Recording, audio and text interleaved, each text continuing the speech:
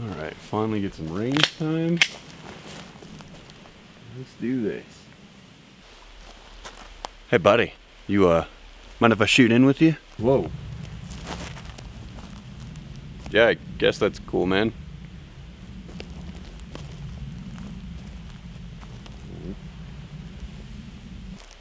Yeah, that's cool.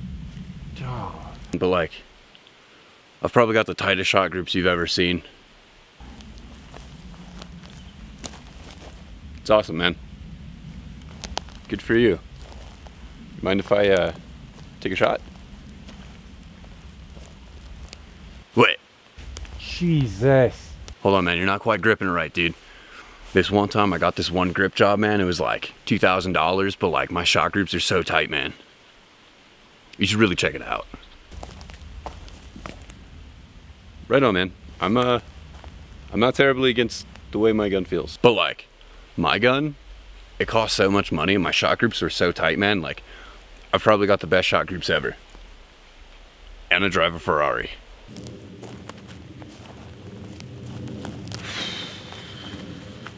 Okay, man. I don't know how to tell you this and be polite, but it's really starting to sound like you're probably compensating for something. What do you mean, bro? Like, I don't get what you're saying. Like, I've definitely got the tightest shot groups, and I drive a Ferrari, and my girlfriend's a supermodel.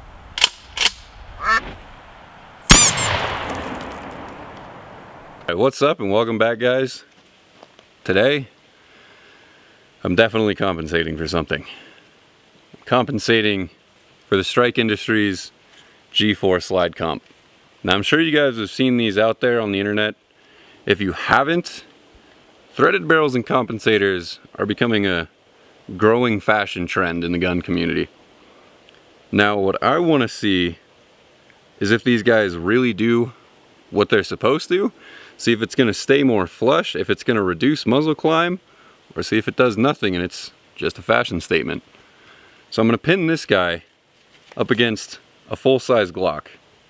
Now it's not a completely fair comparison. We do have a compact versus a full-size, and you are watching this on the internet, so take it with a grain of salt. So, first up, shot a 9mm out of the G4 Glock.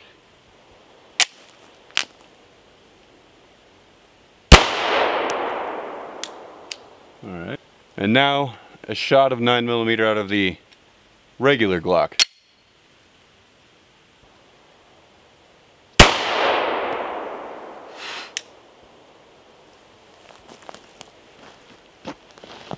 I don't want to spoil this video too soon, but I felt the difference. So I'm going to do that one more time, but in a little bit in reverse. So I'm going to do 2 rounds out of each. This time starting with the regular Glock.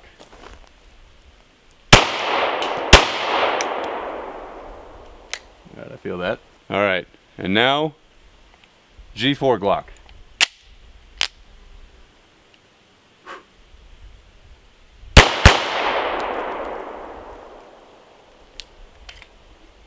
Now I don't know if it's because I pulled the trigger faster or if it's because I could pull the trigger faster.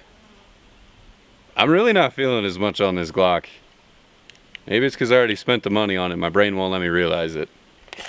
So here's where things are going to get a little more scientific. I'm going to try to run this in slow-mo and do side by side where you can really see the muzzles and see if there is climb, see if there is difference. Let's run this. 2 shots out of each again. This time starting with the G4 Glock.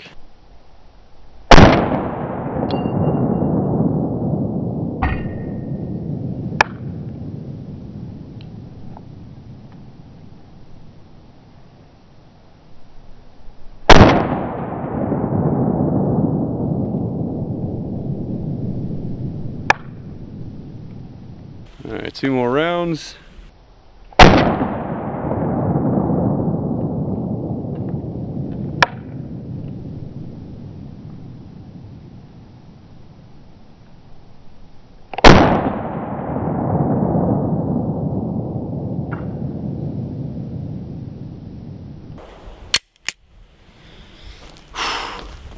I really don't know how well it's going to translate on camera, but I cannot stress how much I feel the recoil, like in my hand, how much I'm feeling it. And it's a hard thing to translate over a video on the internet, but I'm gonna try. So one more out of each, one-handed this time, a little farther back, and maybe you can see this a little bit better on my arm. Not even gonna aim on these ones.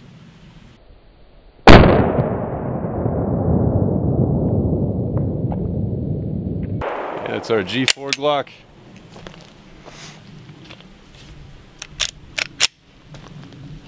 And here we go with our regular Glock.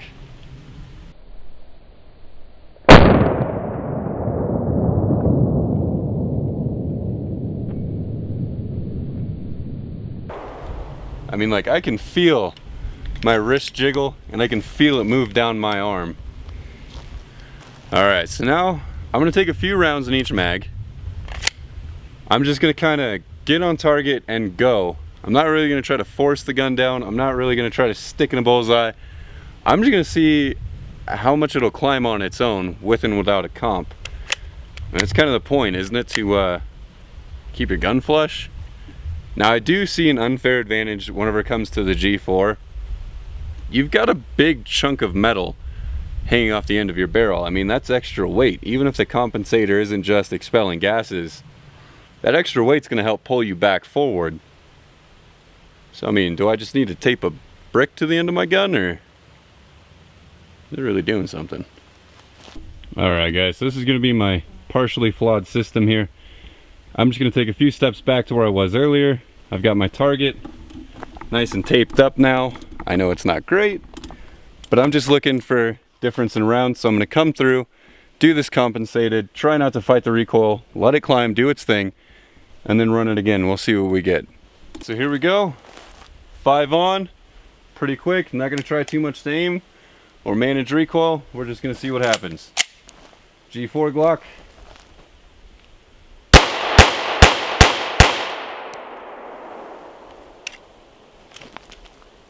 That doesn't look too bad from here. All right.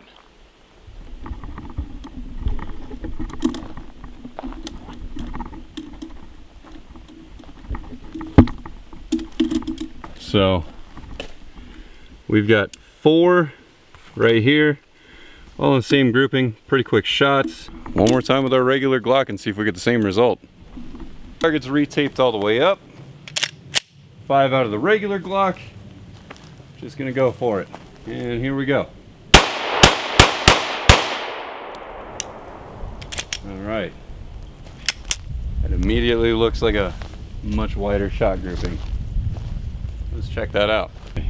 So our regular Glock grouping is looking significantly wider. We got down here, up, up, up, and then we got one out to the right.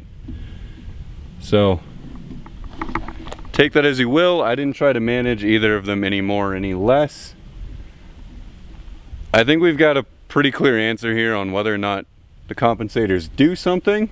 We got one last thing I want to try here, just to really see if you guys can see a difference. So here we go.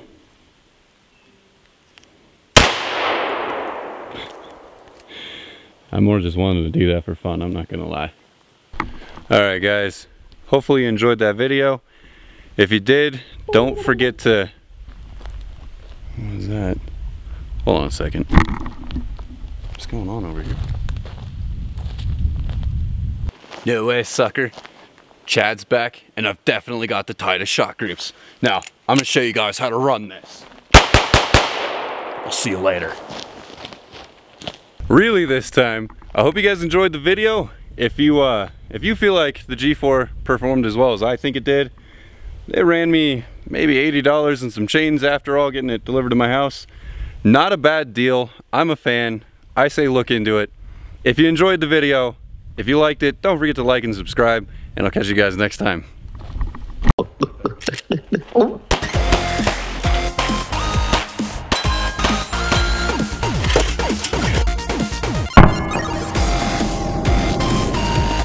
Praise to the few lords. Let's do this.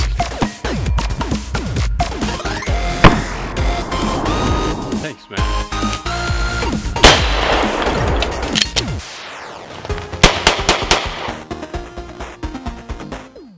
Don't forget. Yeah. That's what I'm saying.